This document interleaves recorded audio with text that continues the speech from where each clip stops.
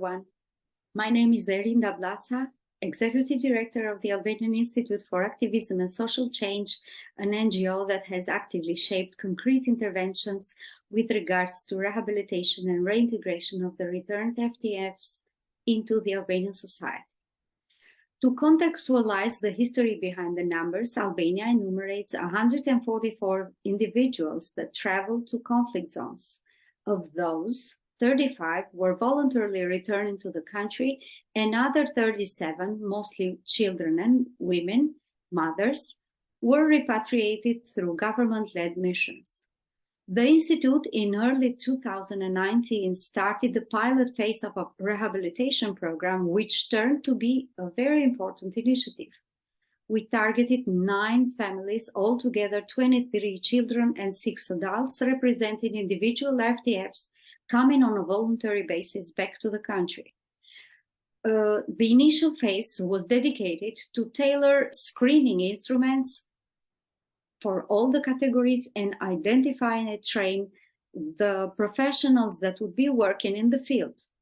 Then, throughout the COVID lockdown, the program became a turning point for these families as they were fully supported with legal, social, medical, particularly, and psychological support.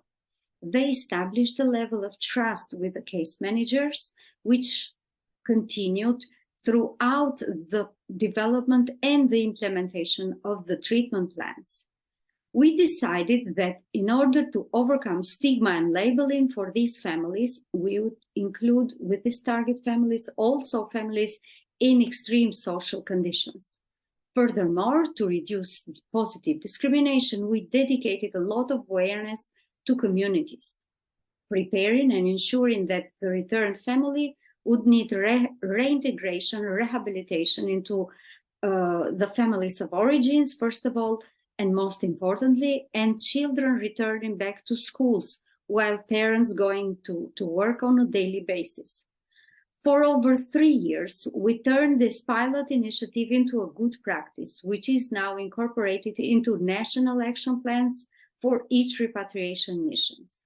We happen to include prisons that actually accommodate only radicals convicted for related criminal charges of terrorism. But as the legal amendments happened in Albania after the voluntary return of the first FTFs, there was no criminal charges against the first 35 returned men.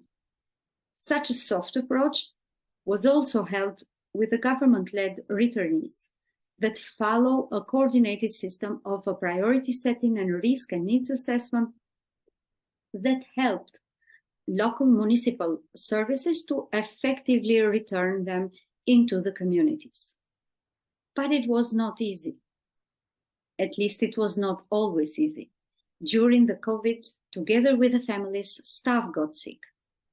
Down the way, the information was cleared with law enforcement, creating difficulties in switching from the security-based to community-based interventions.